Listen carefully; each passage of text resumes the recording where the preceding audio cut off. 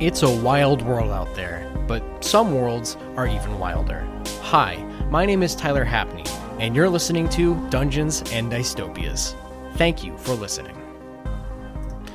Hello, and welcome back to Dungeons and Dystopias. I am your game master and host, Tyler Hapney.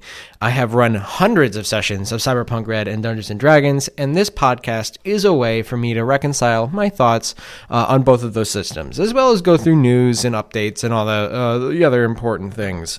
And speaking of news and updates, as I predicted on the last podcast, you'll never guess, I have in front of me the new DLC for Cyberpunk RED, August 2025. Comes, of course, from Gen Con, as I figured it would.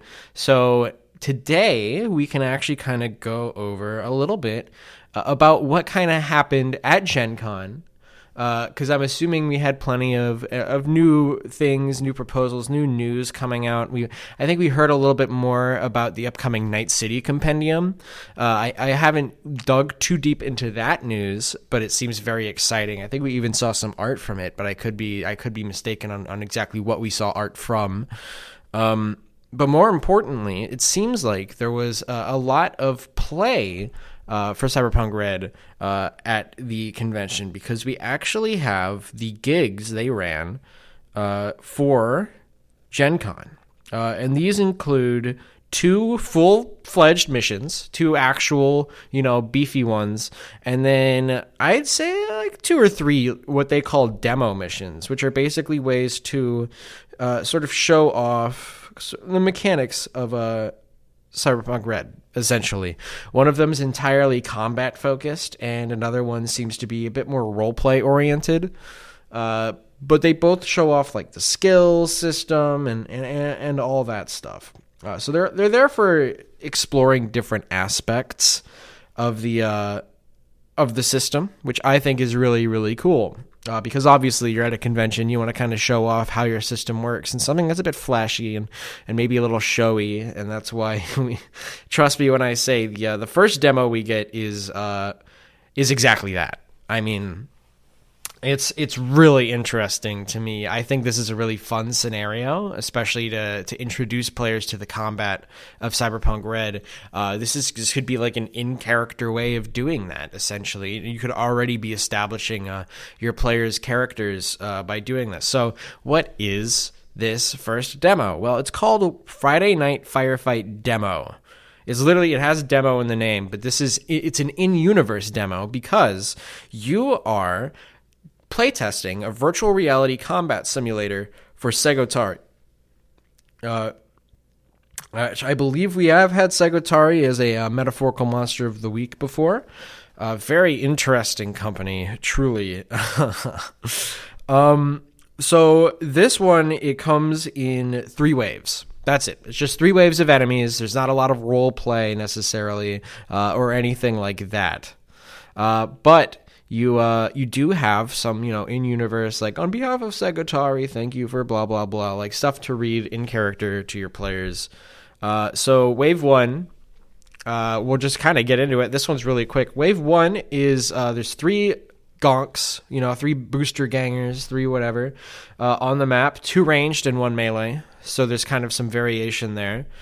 And then, You basically just have the players roll a very basic initiative and engage in a very simple combat. It doesn't seem too crazy.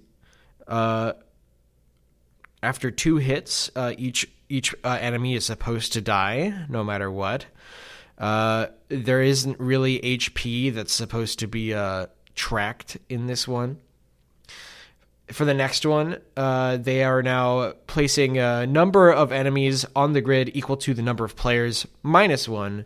So the example it gives is if there's 5 players, there are 4 enemies on the thing. It's a mix now. It's probably going to be like, if you have 4 of them, probably half and half, I'd say. At least that's what I would do. And then try and select locations to make it a bit more even of a fight, because the last fight you're supposed to just place the guys out in the open and whatever, but that's this one's supposed to be a bit more of a cover based kind of crazy sort of actual firefight. So that's 2 full rounds. They want you to work on that. And then once everyone's down, you move on to your third and final wave. This one I find to be the most interesting because they actually have a choice. You're able to present them with the choice of an Arasaka assault squad, so a bunch of guys in armor jack and assault rifles and stuff like that. And this is they have all their HP. They can use everything to their advantage. They all go on the same turn, and then basically. At that point, you have to see whether or not the edge runners can survive a full Arasaka assault squad, which is once again, like the last wave, equal to the number of players minus 1. So if you have 4 players, it's 3 Arasaka assault agents, which, I mean, even then, they're wearing armor jack and they've got some pretty serious equipment. So it's going to be a tough fight. So you might be like, okay, well, that sounds tough. What's the secret boss? The secret boss is Atom Smasher. I'm not joking. If the players choose the secret boss, you are expected to just plop Atom Smasher right there in the middle. Remember, it's very important to remember Atom Smasher goes first no matter what, at all times. So instead of making it so that it's only a few hits you have to put on Atom, he has his full HP pool. He has all of his weaponry, all of his armor. So, it's basically just going to be a slaughter. But there is a condition for if they somehow manage to defeat Atom Smasher, which I find to be heavily unlikely considering this is meant to be a demo, mostly for new players. But I suppose old players can play it as well.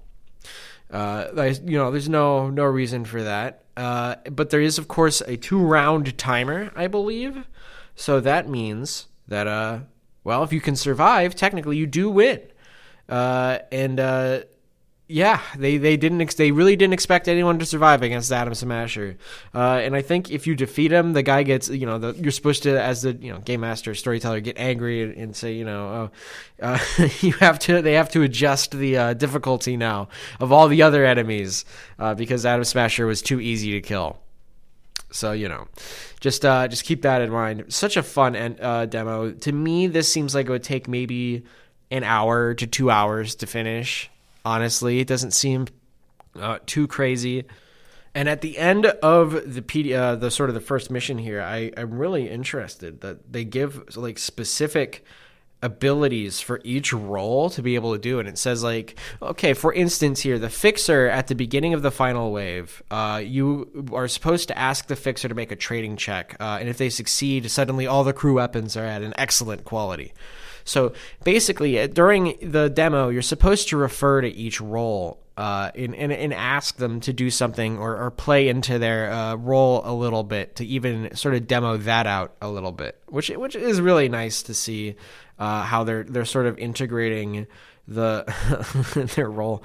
It's really funny. Nomad here just says the Nomad can have their vehicle, and yes, they can ram it into people. So I guess that's interesting. With all the different team comps and sort of abilities and bonuses they'd get, I would find that extremely interesting to see what kind of combinations sort of come out of that easier and maybe have a bit higher chance even of taking on Smasher at the end. I think this could even be like a thing where maybe some groups try and run through it and do as best as they can, maybe not speed run it necessarily, but see who can exactly get to the end, kill Smasher and all that. So that's the first demo. Really just generally, in my opinion, a very fun kind of demo, especially if you're playing with a bunch of first-time players who are only vaguely, aware of the Cyberpunk setting because they've watched Edge Runners or they've played the video game, and they know Atom Smasher, and so they probably aren't expecting Smasher as a secret boss just randomly. But hey, here he is, and I don't know. I feel like it's every Cyberpunk player's dream at the end of the day to die in a giant explosion induced by Atom Smasher. That sounds like a really fun time. So the other demo we're going to get into is the Fire at the Forlorn Hope Festival. And as I read through it, this one really does read to me a lot like it's kind of a mix of Hilaria 2045, which was which was a like a one shot that was made where there was like a battle of the bands going on at the Forlorn Hope, and then the Bozos stormed the place and started shooting everything up, and it was crazy, and it turns out it was the Dirty Bozos, and that eventually led to the whole storyline with Big Top and in the circus war, but that's whole can of worms. And this is seems to be a mix with the Tales from the Forlorn Hope mission, where the Forlorn Hope explodes. It really seems to be like a condensed version of that, because a lot of these situations are very similar. So basically, the setup is there's a festival at the Forlorn Hope, there's sort of a big kind of brouhaha going on, and then a bunch of bozos come in and destroy the place and ruin everything, and then you have to go and search, rescue people out from under rubble. There's an electrified stage. It's really very similar to the mission. I forget the name of it, but it's from it's basically the first mission in Tales from the Forlorn Hope. I've covered it on this podcast before. I would sincerely recommend taking a listen to that episode, because I do give a more detailed explanation of what happens, and basically you can kind of translate that into this. Only at the end, I do not believe when the crew walks out, they are pursued by bozos and ice cream trucks or red chromers and trucks in the original mission, which is good. I mean, it's just a basic demo of basically saving people from a destroying building, and it maintains the lore that the Forlorn Hope has collapsed. It's done and dusted, and then there's a whole campaign to bring it back, which I think is really interesting. I mean, that's a pretty good sell at Gen Con. Be like, hey, you want to learn more about how they got on after all this, the sort of storyline that unravels immediately because of the Forlorn Hope collapsing? Well, here you go. Here's our campaign book. Go run it with your friends. Welcome to Cyberpunk RED. That's pretty decent, I'd say, kind of segue. And I'm assuming that's at least how they sort of played it a little bit at Gen Con. And like the last demo, we have specific abilities for each role.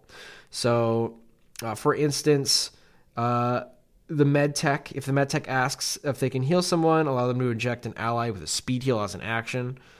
Only be done once per edge runner. So instead of having a limited speed heal supply, you basically just have, one per edge runner for this mission, which is really good for a demo, to be honest with you. The Nomad, once again, can have their vehicle in this scenario, and they can ram it into people or use it to pull rubble off of people. I'm glad they made that distinction. And then we have the Rocker Boy. I'm just naming this one because this one seems funny. Twice during the demo, the Rocker Boy can make a DV8 charismatic impact check using, I'm assuming, their role. It's not an action, so they can do that just as a free thing on their turn. If they succeed, a fan hidden in one of the nearby buildings shouts out their love for the Rocker Boy and snipes an enemy. That's amazing. I wish we had more of that in I guess my home game, but maybe I'll start implementing that for my high level rocker girl. See how they enjoy that, just having a random enemy picked off because some fan just happened to be driving nearby. I think that'd be really interesting. So we don't have time to go over the full missions because there's a lot of them, but I can say, without a shadow of a doubt, that they seem extremely interesting. Without getting too into detail, one of them may involve Bigfoot. Maybe. I don't know. But, just generally altogether, it seems like we had another good Gen Con this year, and we are eating good. At least the Game Masters are. In terms of DLC for players, this might not be the greatest thing. I mean, it's just a lot of campaign notes and mission layouts, which is, most players aren't going to use that unless they're planning on running these themselves. So, whatever. I certainly enjoyed it. We get a lot of really fun things, and for instance, here's a fun fact. It's not part of the Edge Runners mission kit, but well, it used to be part of the Edge Runners mission kit. The Atom Smasher stat block is free now, is what I'm trying to say, if you think about it. Because before, it was part of that Edge Runner mission kit, which was, behind a price wall. Now, this has been published to something, free in public. So that means the Atom Smasher, anyone can just go and get it. So if you're, at the very least, I would recommend reading through this DLC so you can see that very, very cool Atom Smasher stat block. All right, so I think we're going to get on to this week's metaphorical monster of the week. And I would like today to talk about somebody from Cyberpunk 2077. That's right. We are going into the video games now. Ooh. I want to talk a bit more about a character I think... I don't know. I like this character a lot. Personally, but I don't see a lot of people really discussing them, and that's probably because they are kind of at the beginning, to make sense. And that's Regina. Regina the Fixer.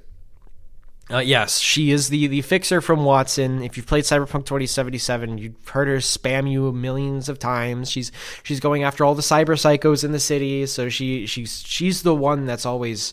I'd say the Fixer that's the most likely to call you at any given situation. And I've always wondered if what that kind of implies for V and Regina's relationship. We don't really see how that's developed or anything like that. But, I mean, consider this, right? I mean, okay, V lives in Watson. So this is V's local neighborhood Fixer. V also has the most gigs from Regina by like a long shot. Most other Fixers, I think Wakako has like 9. I think El Capitan he's a little up there maybe, but then you get into City Center and it's like Dino has like 4 or 5, and then we have Regina here eating heavy with 22 or something like that gigs, and sort of these full storylines where she's connected to people kind of in the community, and you sort of hear a lot about Regina, and I mean, there's a lot of stuff going on with her. I mean, for one, obviously we know about her media past. She is heavily into reporting and sort of doing her own thing now, going from reporter to Fixer, which is a very dangerous route, I'd like to say. But it's also makes sense. I mean, medias typically know a lot more than the average person in Night City. Another interesting fact that ties Regina's place to Edge Runners is Regina's office is the same as, I think it was Kiwi's apartment or Kiwi's office or the Netrunner sort of den in Edge Runners.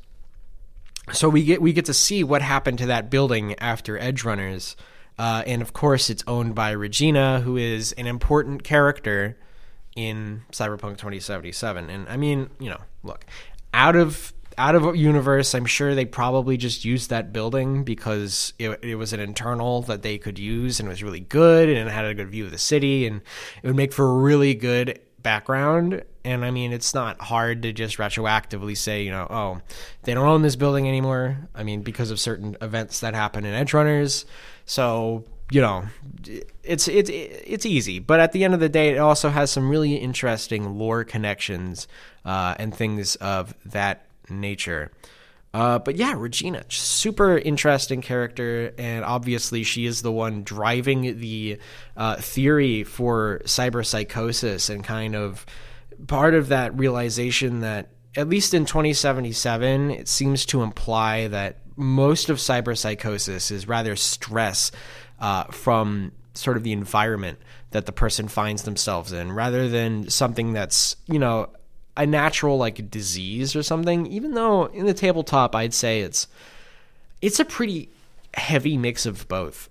In the tabletop, it's very much a mechanical thing where, if your humanity hits 0, you become cyberpsychotic, and that's just kind of a binary thing. But as the DM, it's kind of up to you how you get there. because, well, you could be all through cybernetics, or, it could be through, if your player does something terrible, maybe they lose some humanity. If they do something good, maybe they gain it back. And you can get a person who the stress level of everything wears them down enough to make them cyberpsychotic. So that's just interesting to me, and that's why I like Regina a lot, is because of the whole cyberpsychosis thing. She has all the missions. You talk to her a lot. You get to know her a little bit. So next time you're playing 2077, please, I'd say take the time to do all of Regina's gigs. Learn a bit more about her. Even go and visit her office and talk to her. It's some interesting stuff. All right. That'll be it for this week. Thank you so much for listening to Dungeons and Dystopias. I have been your host and game master, Tyler Hapney. Please join us next week where we talk a bit more about Dungeons and Dragons. Thank you so much for listening.